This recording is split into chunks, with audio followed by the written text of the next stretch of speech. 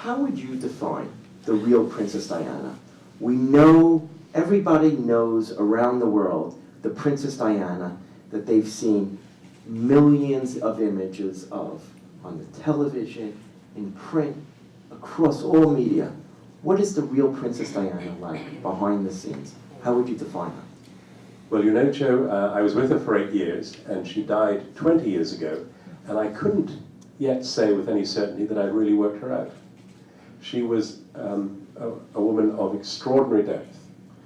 I would, though, say with some certainty that she is not the woman that a lot of people would like to portray her as today.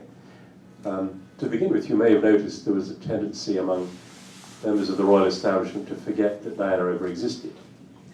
When she died, her funeral was a bit of an embarrassment, because I was seriously told by the courtier who was organizing the funeral, we're not sure that we're going to be able to fill Westminster Abbey.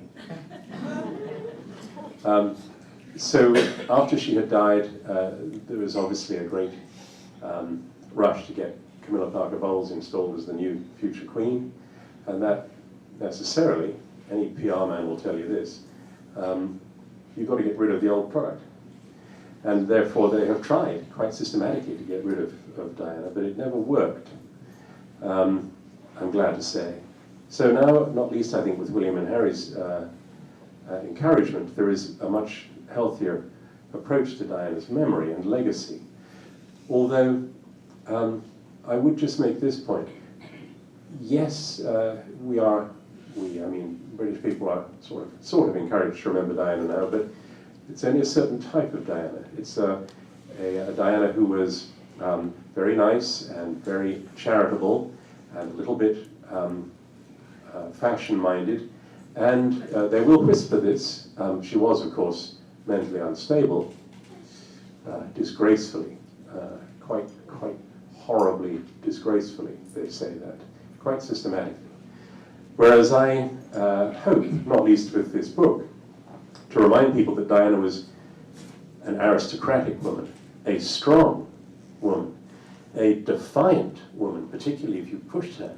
She was very, very good at her job. She worked hard at it. She was very professional and successful, and she put her heart into it. And all these things were very hard work. They opened her to,